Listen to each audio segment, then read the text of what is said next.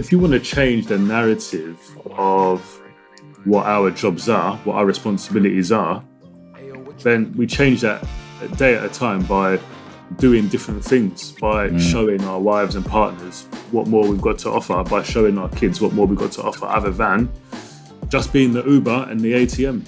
And it's a constant thing. One man might have it all together financially, but he hasn't got it together in other parts of his life, and vice versa. Do you know what I'm saying?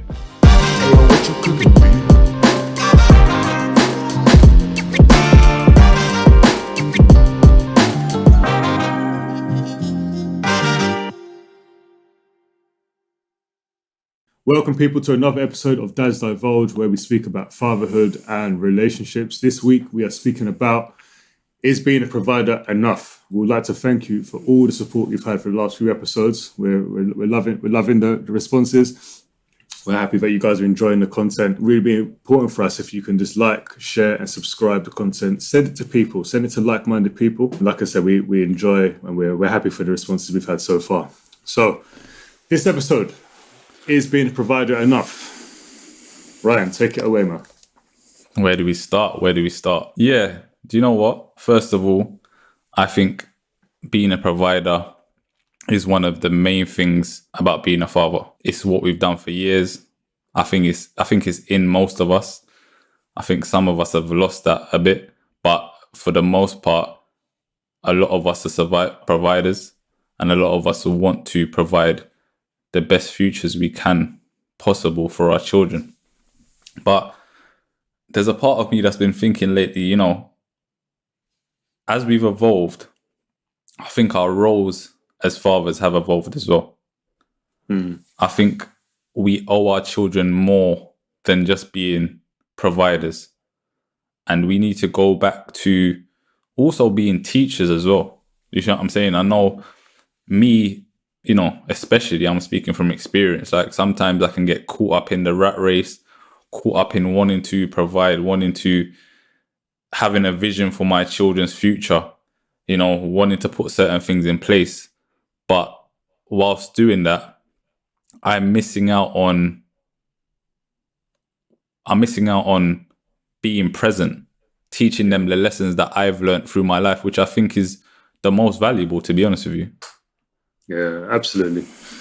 I think if you could say what you think in a sentence, what a provider role is, though, because some people is just straight put money on the table.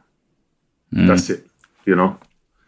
I think for most of us, the idea is put money on the table, providing. I think that's what we think about first, but often providing emotionally, often providing mentally, spiritually is overlooked.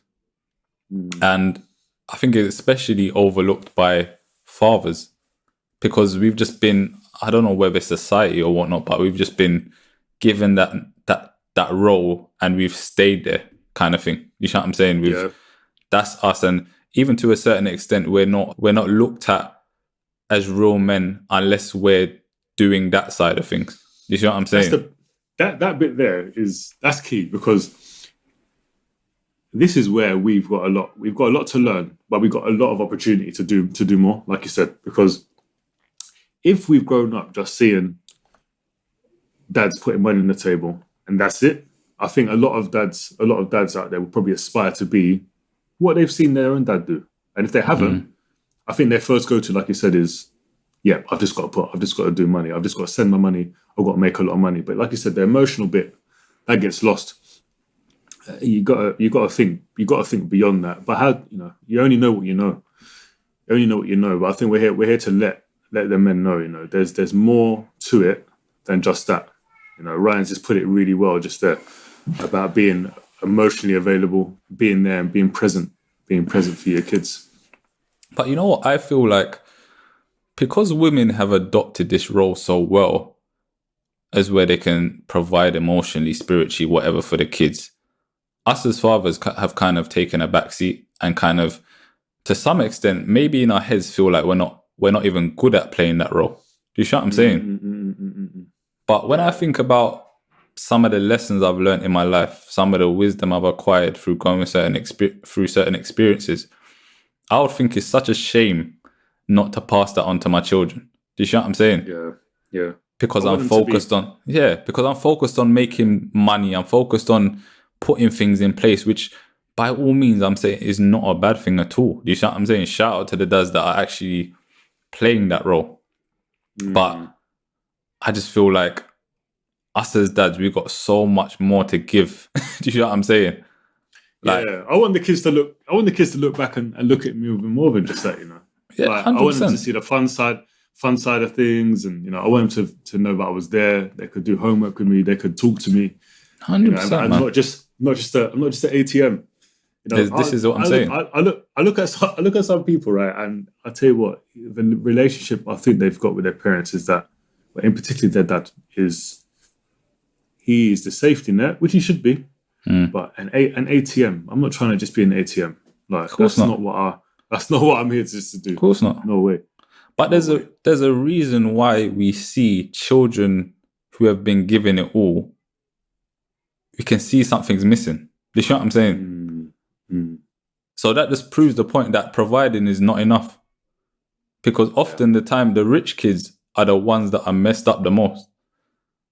And the ones that have come from nothing have had to work a little bit, have had to, you know, acquire certain things from their parents and whatnot, and acquire not just money from their parents, but the values from their parents, have gone on to, you know, reach crazy heights. Yeah, absolutely. Because I think they've got the right grounding. That's it. The right foundations there.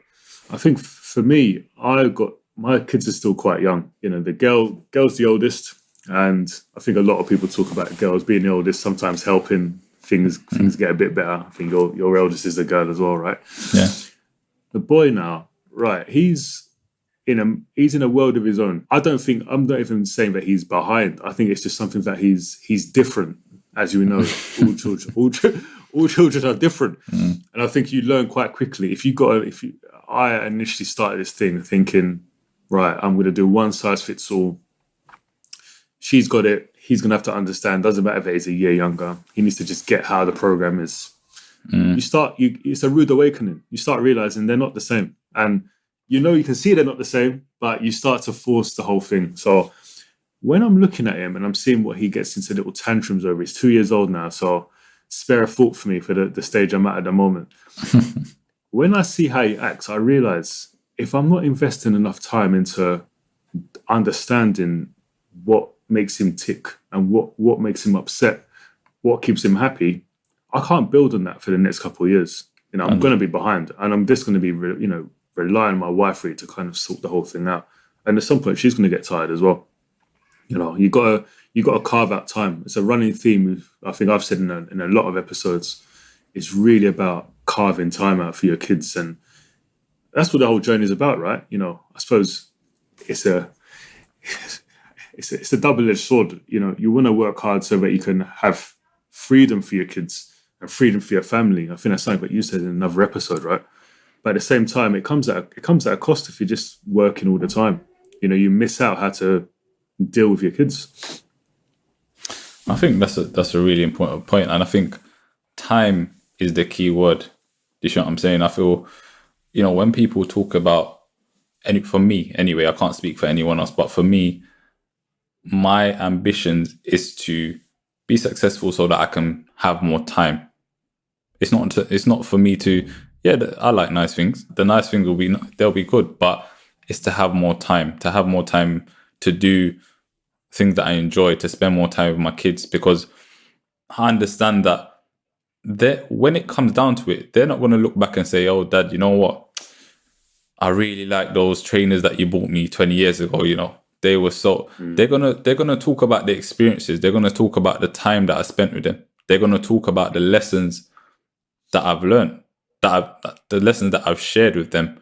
And even for me, like, I don't remember half of the stuff my parents bought for me. I don't remember it.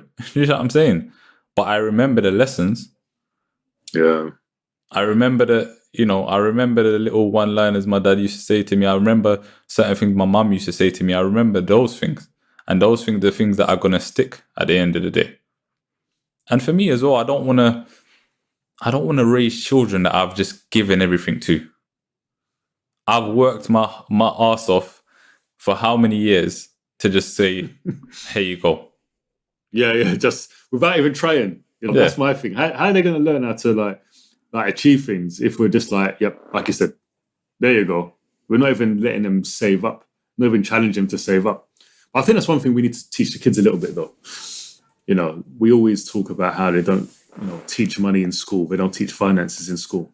I think for me, it starts at the home. It starts at home. I do appreciate that actually there are generations where money management hasn't been the greatest, or just the understanding how to deal with money. But I do think that bit starts at home. I don't think we should 100%. Really be looking to anyone really to.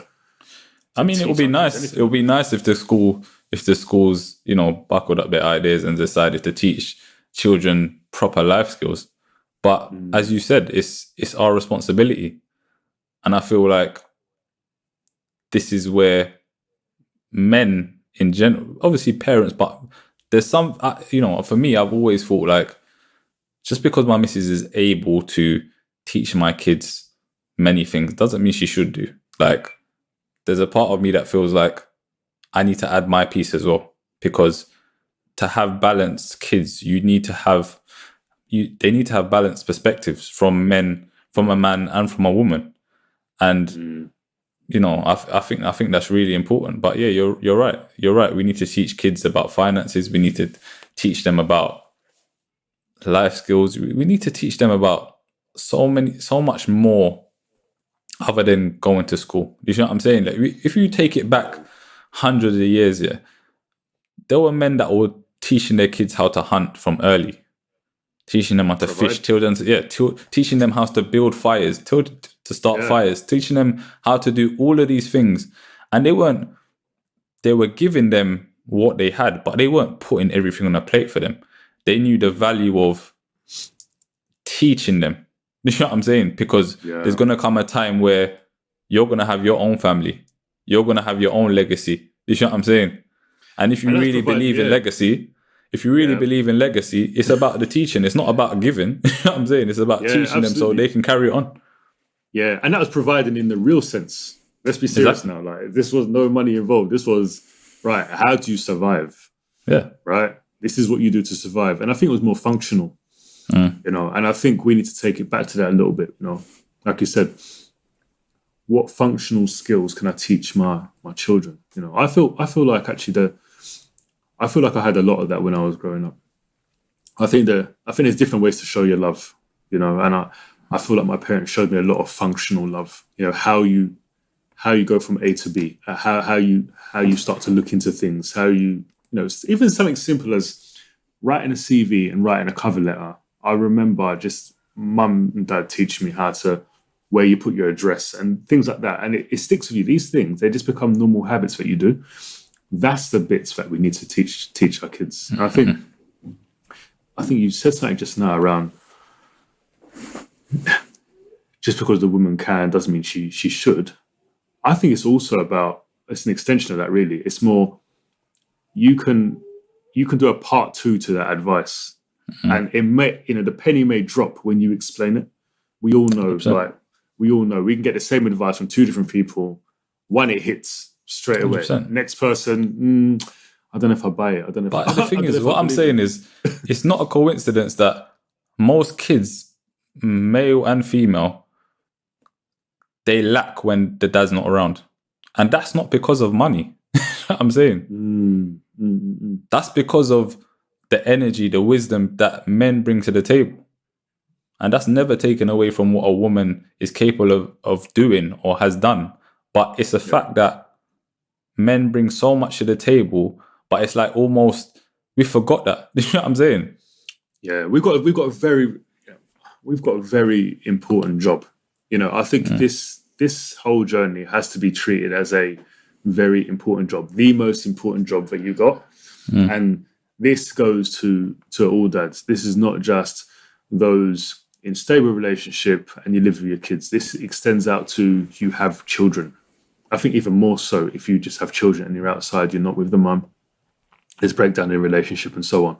I think keep that bond there with your child and provide for them in different ways. Don't just be known as the guy who gets the text message, when there's certain things that need paying. Like, you want to be able to emotionally invest in your child as well. Same way you can financially invest in them as well. There's so much more, like Ryan is saying, that you can bring to the table, and we have. I think the times have made some men a bit scared, if I'm honest.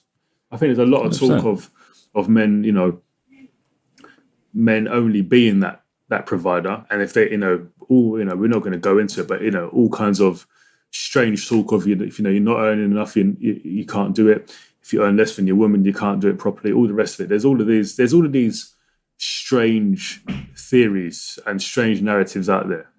On this show here, we talk about real things, and to keep it frank, we're trying to we know that there's more to this job than some people are saying.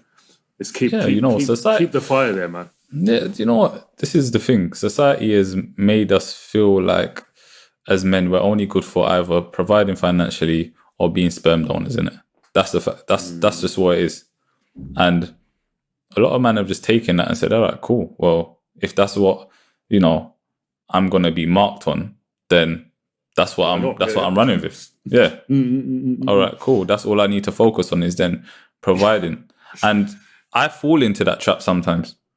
I fall into that trap many times where it's like, I'm chasing success, I'm chasing my dreams, but I'm forgetting about what success really means. You know what I'm saying? Because if I reach my goals financially, is it going to mean anything if my kids don't speak to me? Is it going to mean anything if my kids don't respect me? You know what I'm saying? And I'm starting to ask myself these questions, and I've started to ask myself, should I separate my dreams from looking after my children? You know what I'm saying? Because I think sometimes as men, we disguise it as we're chasing our dreams, but then we say, oh, do you know what? I'm doing it for you guys, when your kids haven't actually asked for that. You know what I'm saying? Yep. Guilty, bruv. Guilty. Straight up. Yeah. But do you know what it is? It's like, there's nothing wrong in chasing your dreams for yourself, because I feel like as a man, you need to have that. You need to have goals that don't include your wife, that don't include your children, that you're not doing it for your children, you're doing it for yourself. But naturally, when you reach that stage or when you reach that goal, everyone will benefit from it. You know what I'm saying? But you also understand that they haven't asked for me to chase this dream. My kids haven't come into the world saying, Dad, we need you to earn £1 million by the age 40, whatever it is. Yeah. All they want from you is your time. All they want from you is your time, which is, it's easier said than done to give when you've got, especially for me, I've got 4 kids, and, me and my missus both work.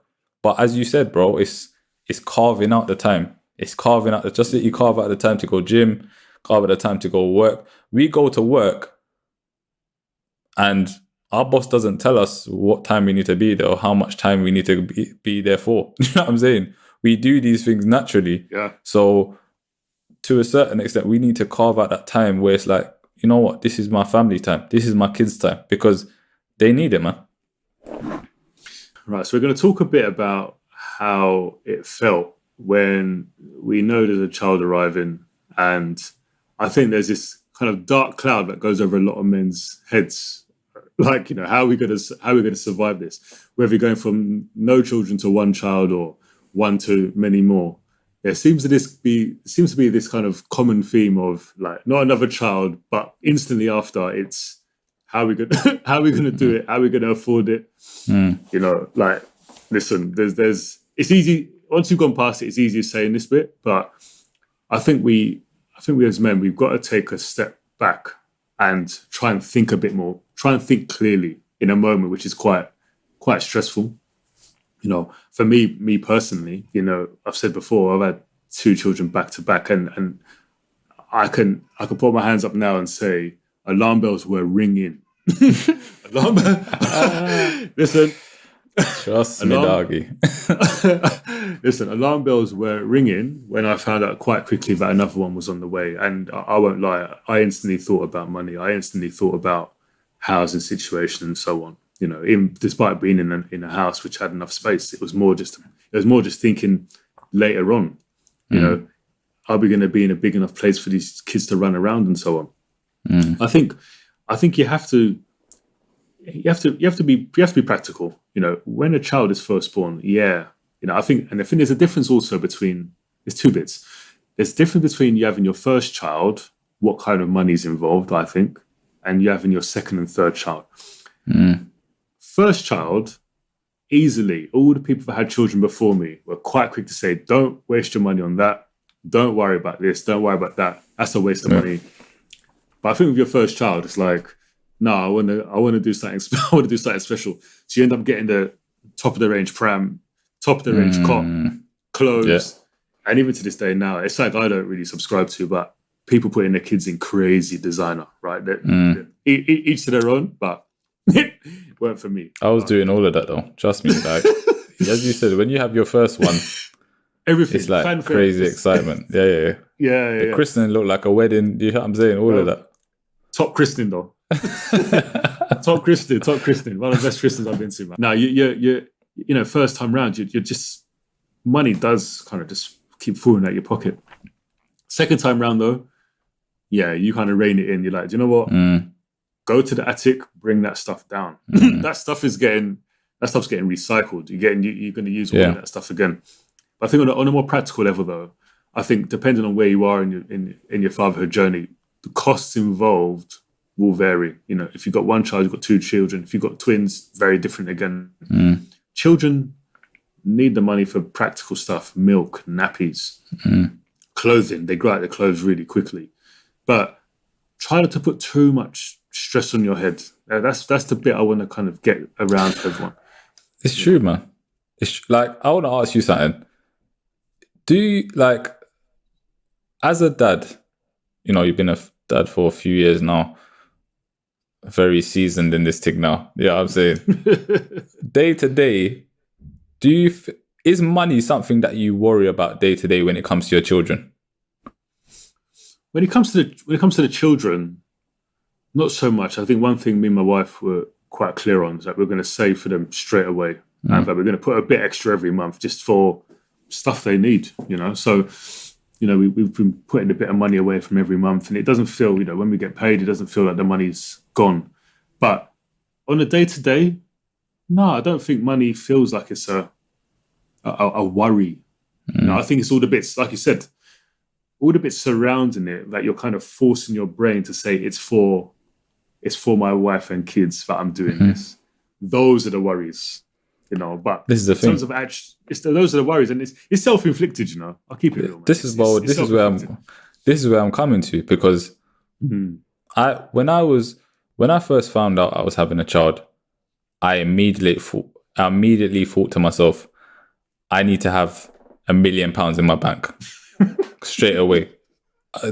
Ask me what it was for, bro. I don't know. You know what I'm saying? Yeah. But it's mad how my mindset was like, my life, even though this was a blessing and I knew it was a blessing, but it's like almost like I'm not going to be able to do anything after this baby. Like, I need everything to be sorted right now. And if it's not sorted by the time this baby comes, my life is going to be over, kind of thing.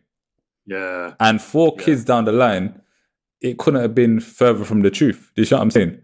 But it's crazy how we put that pressure on ourselves just to, like, you know, baby's on the way. Oh my God, what am I going to do? Do I need to rob a bank? Do I need to get 5 jobs? Do I need... You see what I'm saying? That's my favourite saying. You know? People that know me, they'll know. When I say, do you know, I need to... I like that, but I'm going to have to rob a small bank to go. I always say it.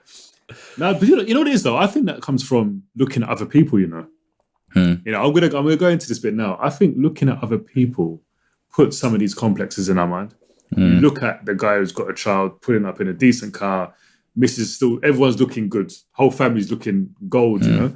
You start thinking, okay, I need to kind of like level up. So don't think for 1 second this whole leveling up, keeping up with the Joneses just applies to those out, you know, free and single doing their thing. This applies to people in families as well. People are trying to make their family look like gold when they go to the christenings, when they go to the weddings and so on.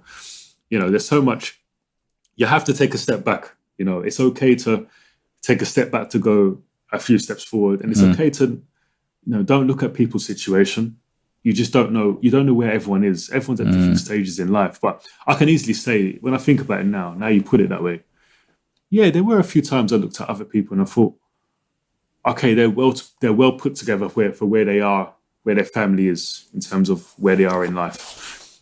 You do start to have that in the back of your mind a little bit. You do, and I think this is where you're trying to translate that into, I need to go and do this, and this, and these other 100 things for my wife and my kids.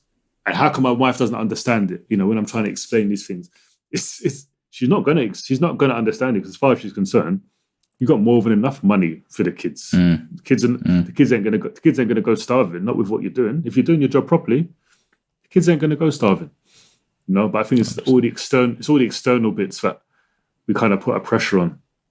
And this is it, like, leading up to having my first child, all those pressures, I would say, were on me. Like, I felt like, as I said, I needed to have everything sorted out. I had to have everything in place.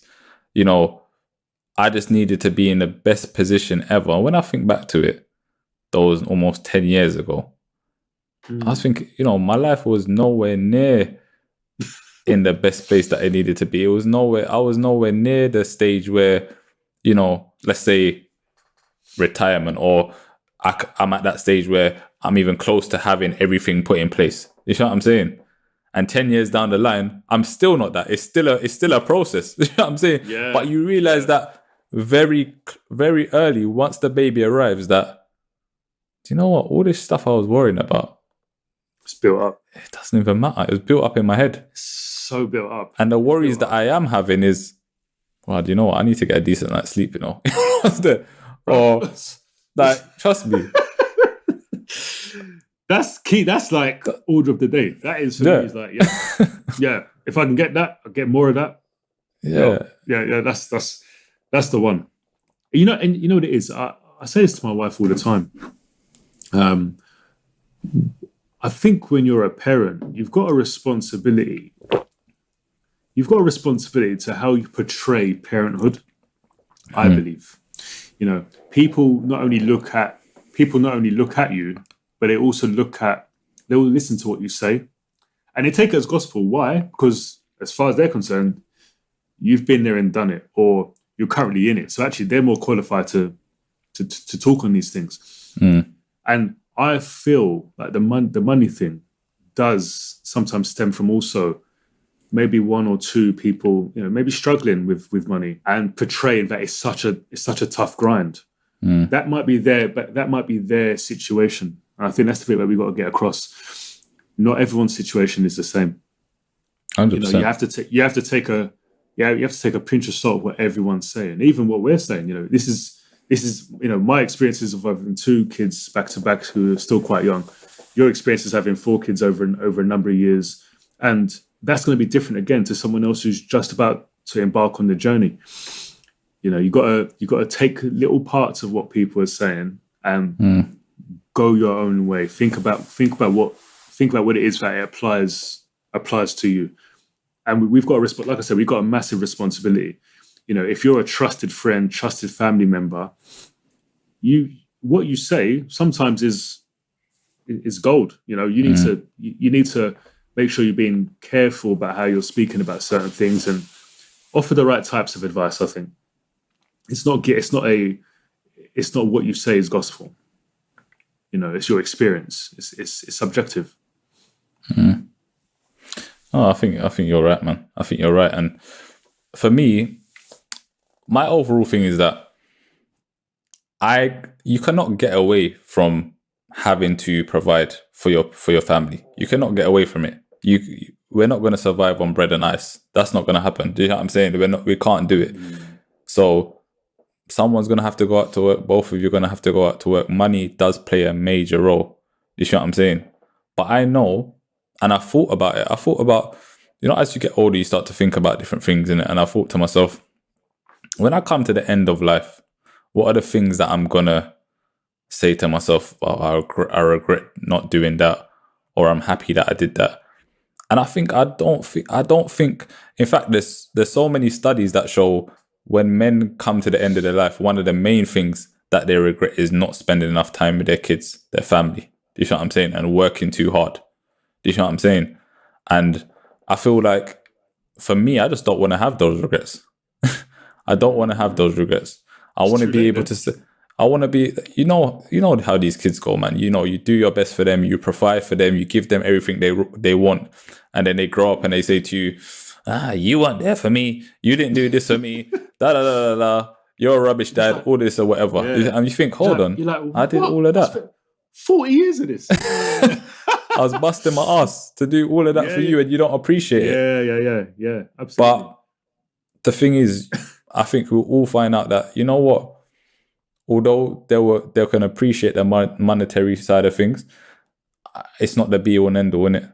And for the most part, they're going to turn around and say to you, you know, what value have you added to my life other than what you've given to me and whatnot? Yeah. And for me, as a father, I just want to be able to say to my kids, you know what?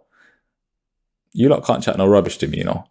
I gave you everything I could, emotionally, physically, financially, whatever it is, and I've done my job. Yeah, I done my job. So whatever problems you lot have got, that's you lot's problems. You know what I'm saying? Peace out, man. I'm gone. Yeah, peace out. I done my job. Peace out, man. All of you. You know what I'm saying?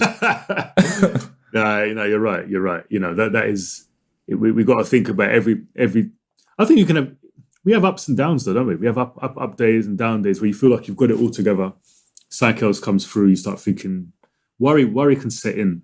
You know, like I said, being a provider is important, but yeah, it's not the only job we've got. I think if we want to change, I think, you know, this is specifically at the guys now. You know, if you want to change the narrative of what our jobs are, what our responsibilities are, then we change that a day at a time by doing different things, by showing our wives and partners what more we've got to offer, by showing our kids what more we've got to offer, other than just being the Uber and the ATM. Because I tell you what, some dads, that's their job. I tell you that now. Uber and ATM. Saturdays, they're just ferrying the kids left, right, and centre. Honest to God, just ferrying the kids to activities, and that's it. Pick up and drop off. You know, and I feel that can. I know a few men. It wears them down a bit, you know, because they've been reduced to, you know, to their mates. They're the funny guy. They're still that guy from school or whatever it may be. But in their home life, they're reduced to the Uber man, the ATM, and that's it. There's nothing. There's nothing more to it. You know, we change the narrative by doing more, being different, and quite frankly, discussing it. You know, the platform is here to speak about these things. You know, you're not alone. You're not alone in the journey. It feels it, and we've said this many times. Listen, it feels it, but you're not alone.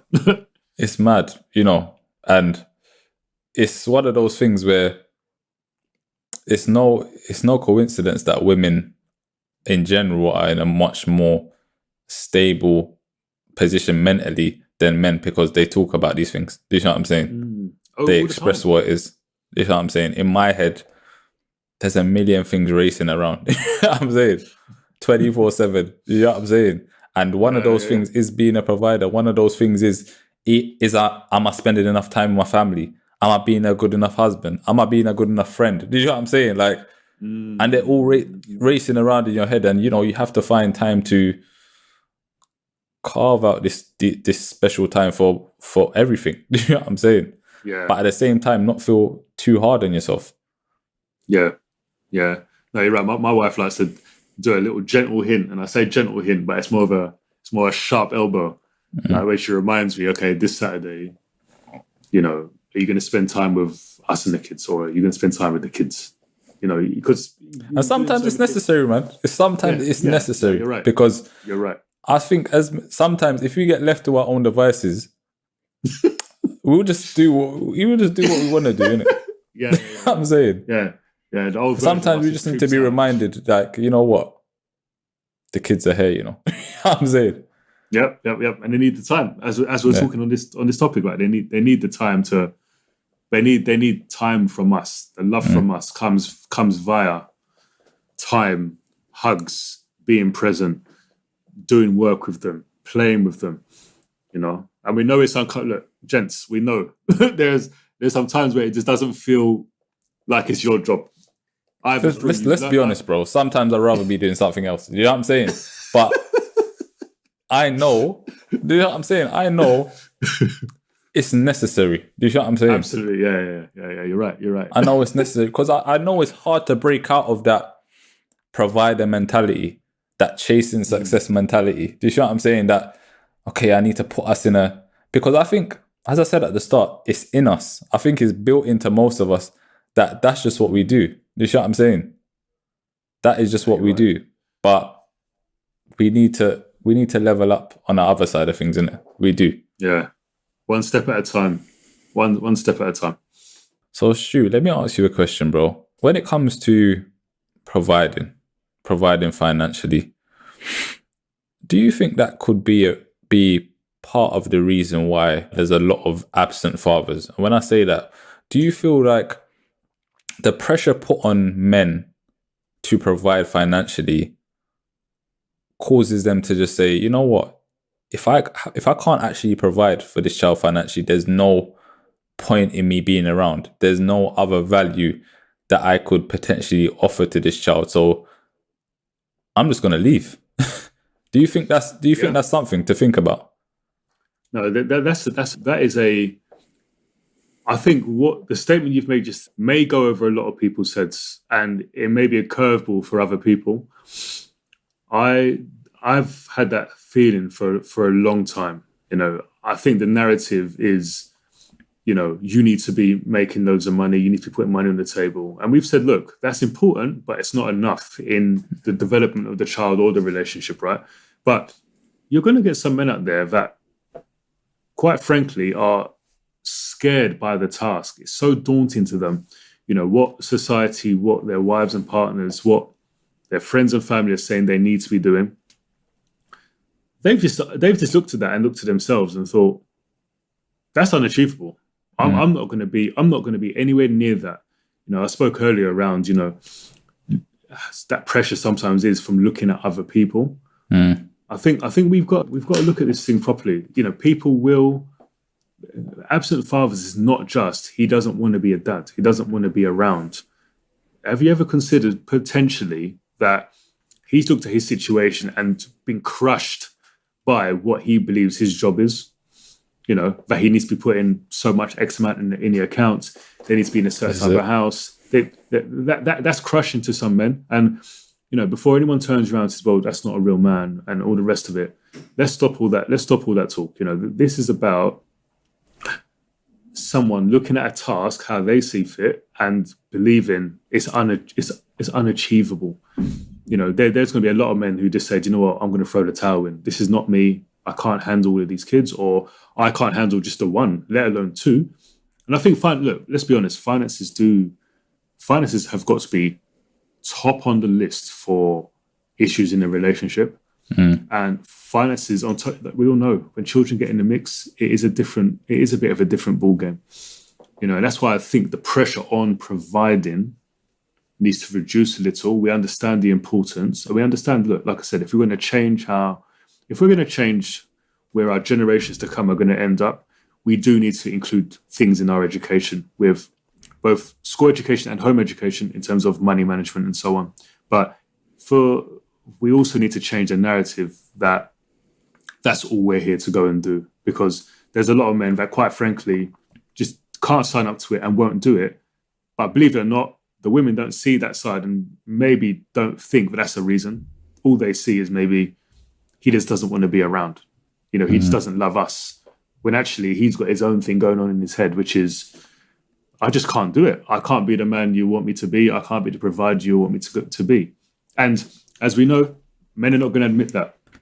Some men are not. You know what is, because men are not going to admit that, because that's one of the biggest things to men that could dent their ego is their financial situation, innit?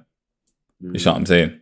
And not a lot of men are going to say, you know, men in general are not the biggest communicators anyway when it comes to communicating with women. But it's like, they're not going to say, you know what, I just haven't got it. I'm just not in that place financially. You know, they're not gonna break it down like that. But it goes back to when I was saying, when I was expecting a child, I wasn't in a bad situation financially, but I thought I needed way more. That was the only worry on my head, is the finances more than anything. And I could imagine how that can affect a man who maybe hasn't got a job. Maybe he's not in the right place. And he feels like, I cannot offer anything to this child if I can't provide financially for this child. And it's a difficult one, because I can't say I can justify men not being around. Sometimes maybe using that as an excuse, but I can understand how it can hurt a man who wants to be around but feel like they just don't add any value if they're not putting money on the table. Yeah.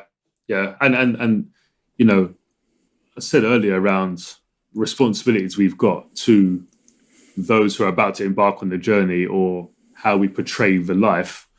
It's both men and women, and that can also be a man looking at how another man treats his wife and family and think, that's quite a big job description, we've all seen it with the different, cars, the guy who's got the big family car and they're not squeezed in, or the guy who's got the big house and they've got loads of space. Those are things that this add more pressure, and I said, you've got to take your time to look at what that's really like. And I think, gents, you got to speak up. We've got to speak up more. We've got to talk, man. We've got to talk, because we've got to talk more. We can complain, about women sometimes, but ultimately it boils down to what we're communicating. Women are not mind readers, isn't it? So we need to speak what's on our mind. And sometimes it's hard, because there's that thing inside you that wants to look manly, innit? Do you know what I'm saying? But the fact is, not all of us have got it all together. You know what I'm saying? Yeah. And it's a constant thing. One man might have it all together financially, but he hasn't got it together in other parts of his life, and vice versa. Do you know what I'm saying?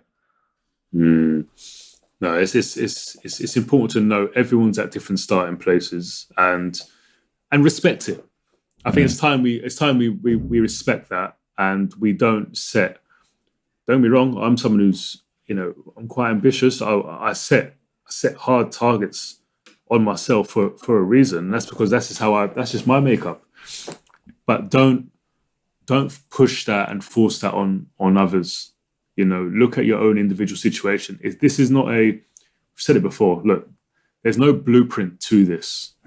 So part of developing your own blueprint is, how does it work for me and mine? How does it work for my individual situation? And that goes across the board. That goes from living with your children to having responsibility for your children to, do you know what, you don't live with your children, but you've still got that key major job. 100%. Make it work for you in your situation. And your situation is not gospel as well. So as I'm saying, it's a lot to do. That's what I'm saying. This job is as hard as it can get. There's so much more to it than we think. But we've also got a massive responsibility if we're going to get more men involved in the picture and get us doing all the right things that we should be doing. There's way more to offer than just the pounds. There's way more to offer than just, ferrying the kids and the wife around. Let's change how this looks. Men shouldn't be walking away because they feel they can't put money. They can't put money on the table. You've heard us say it a million times this episode. But it's the best way I think to get it through to the men, especially. It's not just that. But if you feel like it is just that, trust me, brother, you've got more to give. You've got That's more what to I'm saying, give. and it's about. So go and give it. Go and give it. That's the thing, and it's about recognizing our value as men. Do you know what I'm saying? I think that's overlooked a lot of the time through society. Maybe certain men have dealt with certain women who have told them this is what they're worth and this is what they're not worth. You know what I'm saying? And listen, the facts are we play an important part in it. You know what I'm saying? We mean something when it comes to raising children. So guys, thank you for tuning in for another episode of Dads Divulge. Guys, please, we're on the road to 1,000 subscribers. We need you to hit the like button. We need you to subscribe. Yeah, we need you to share this video with others. As you said at the start, we appreciate the support so far. And, let's get this thing out there, man. Let's get people talking, because I think it's necessary.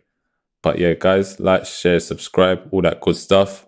And until next time, we're out.